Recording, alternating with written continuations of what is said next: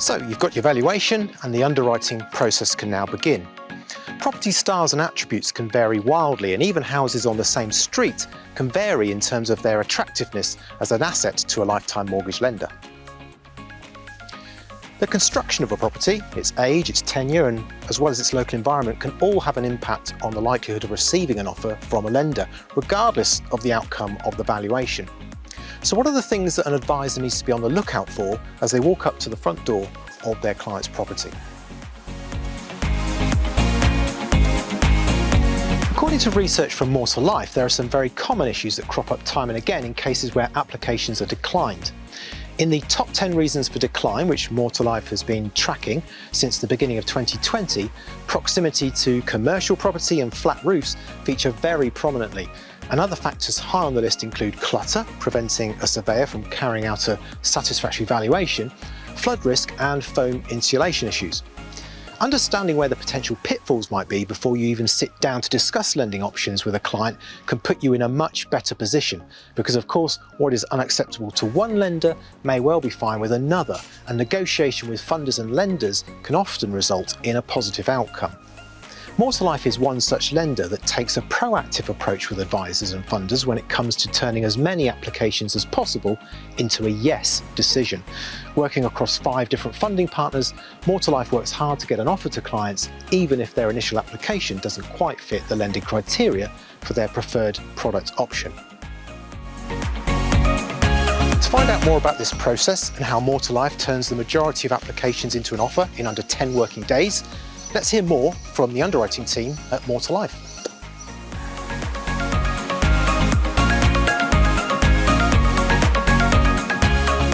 So I'm joined in the studio now by More to Life's Chief Underwriter, Martin Heppenstall, and also Nigel Taylor, an Executive Underwriter with More to Life, who was voted Underwriter of the Year in the 2021 Financial Reporter Awards. Welcome to you both. So Martin, I'll come to you with the first question, if I may. Can you just explain to us how the overall strategy of underwriting policy is approached by More to Life, and how is that constructed? Yeah, so as you're aware, Stuart, we've got 5 different products. Basically, behind each individual product is an individual funder. Behind each individual funder is a lending criteria that is built to reflect their risk appetite. Now, when we set up one of these funders, we will sit and look at the policy, build a policy, look at the rules, gauge how that would sit in the marketplace. But then we've also got to consider that the policy itself goes beyond what we call the bricks and mortar risk. And it also reflects the investment model of that funding partner. So in that funding partner wants to lend at a particular interest rate, at a particular LTV, that will then be reflected in the type of properties they want within that portfolio of housing stock. And you mentioned the 5 funders, 5 lending criteria. Why is there such a difference in the risk appetite? Why don't we just have one lending criteria? Wouldn't that be a lot more simple? You'd like to think so, Stuart, that one policy suits all approach. Unfortunately, whilst to an individual that would be great, what it does, it removes our ability and flexibility to offer alternative plans should one funder not accept that particular risk. So that's the difficulty we've got. We do appreciate from a broker perspective, the plans are, I would say, 80% generic, 20% unique. And it's the 20% unique that we build on and build the tools that we support brokers with to try and help them spot and identify those within that model. But I do appreciate certain competitors just have one policy, one rule book, and unfortunately, if you fail that rule book, there is no other option for you. So there's added flexibility there in terms of that 20%. So Nigel, what's that like in terms of your day-to-day dealings with applications that are coming across your desk? How is that flexibility, that wide range of lending criteria, how is that applied and worked through on a day-to-day basis?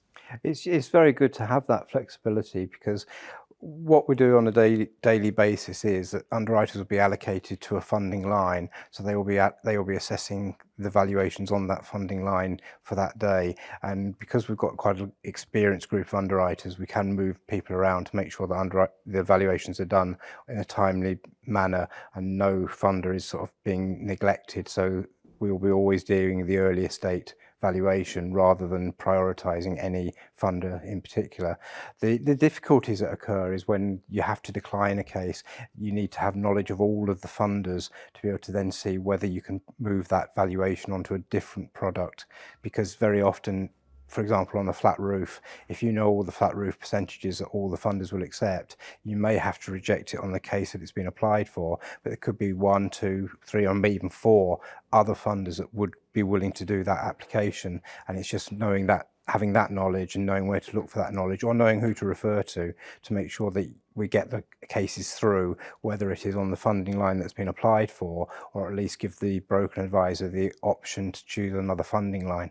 Can I also just interject there, if I may, Stuart, is one thing that we, brokers may not understand is we've invested heavily in the system, and within the system there are controls and rules. So what we've tried to do is build as many black and white rules within the system, the portal journey.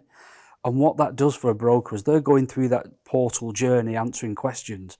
Behind the scenes, the system is filtering the products. So at the end, you get a suite of products that you've passed that stage 1 initial criteria, as opposed to a paper-based application where you'd have to have a lending policy open and go line by line. We've tried to build that into the journey to remove that from the broker side of things.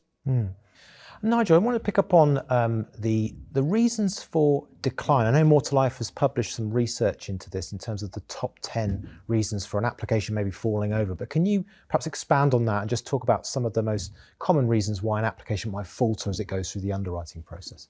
Yeah, we do see quite a lot of reasons, but the ones I see quite a lot are the flat roof percentages. So sort of the percentage is too high for that funder. We might be able to move it onto a different funder, but sort of it's sometimes looking at that. It's not always black and white. We can look at the percentages and see whether we could sort of refer it to the funder. For example, in a prestigious London property, maybe in Kensington or somewhere where there's a lot of buildings that have more than the standard flat percentage of flat roof. Other reasons are spray foam in the roof, on the underside of the roof. There's flood risk. A lot of the properties we see they're in the wrong flood zones and sort of too high a risk for the funder's appetite.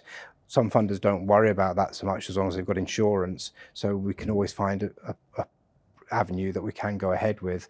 And also, given the type of clients we're looking at and the properties we're looking at, clutter, a lot of stored goods in the properties. Sometimes it's quite tied in, it's not too much of an issue because it's stored well and it's just stored. Other times it is bags of rubbish and it's a bit of concern because the valuer will get concerned that the property is being neglected, and obviously that can cause problems with the property in the future. Just to come in there as well, Stuart, just to elaborate a little further on that, one of the big concerns that the funding partners have is dilapidation risk. And as Nigel's just touched on, one of the common things we get is, well, if my customer removed the clutter, would that be okay? But it depends on the situation that's arose to why the clutter exists. And if there's no logical explanation or trigger point that you could explain it to, that's a good indicator of lack of maintenance, want of a better word. And what we've got to look at is we're going to have this asset for 20, 30 years. So that property today that we make a lending decision on won't look like that in 30 years' time. I hope all our properties do. But if we know we've got one now with a potential systemic issue, all we're really doing is inheriting that systemic issue unless we understand the reasons behind it. And that's where Nigel and the team may ask further questions. And it's not because we're prying, it's because we want to understand the full facts to the situation. It's interesting. And I just wanted to pick up on the issue of, I suppose, the grey areas in between the black and the white of what's acceptable to a funder and a lender and what's not acceptable. And those areas in between where there's perhaps some flexibility. So how does that present itself in terms of the challenge that More to Life faces as a lender? Martin, perhaps you... Yeah, so as a lender, Nigel and the team don't wake up and the intention is, let's say no as many times as I can. The intention is we want to say yes as many times as we can.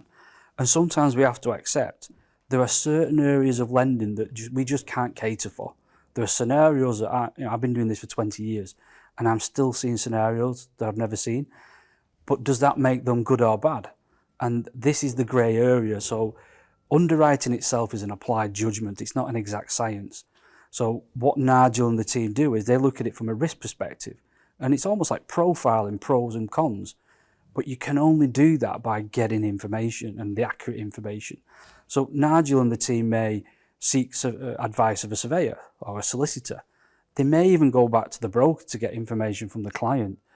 But what they are doing is they are trying to get information to make a risk-based decision to move this grey area needle that is bordering on a no to bring it back into a yes. To date, the team have got an 85% success rate of turning that needle from a no to a yes in those borderline grey areas. And Nigel, what's that like for you in terms of that day-to-day referral process? Is that It's part of the interesting part of the job, Yeah. because you're sitting there looking at it, and as I say, that yes, there are black and white rules, but there are a lot of grey areas, and sometimes you think a rule can't be breached, but when you look at the property, you think it's such a good property, such a good proposition, the risk is so low, we should be dealing with that case. Sometimes we can put a case up to the funder and we can get that case accepted, even though it's outside of the policy. But other times we may be able to move it to a different funding line. So because we've got the knowledge of all of the funders that we use, all their products and all their risk appetites, I can look at a case and I can see that it's not going to be acceptable on the one that's been applied for, but it might be acceptable on one of the other ones. And we can either go back to the advisor to sort of say, if you wish to apply on this different funder, we can help if it meets the client's needs, because not every case will meet the client's needs, but at least we can give them an option of an alternative. Sometimes we'll go to the funders direct before we go back to the broker and actually get that approval so that we can go back and say this case has been approved on a different funder. So whilst we've had to decline it on the one you applied for, we have got it approved if it suits your needs. And we had one this week, over £2.3 million property, which because of the size of the flat roof was a straight decline, and we got it approved on a different funder. Even though it was an 80% flat roof, the funder has still accepted it because the property is a good situation. So we're always looking for those, and you actually get a good sense of a good feeling at the end of it when you've got a case through which looked like it was a straight decline.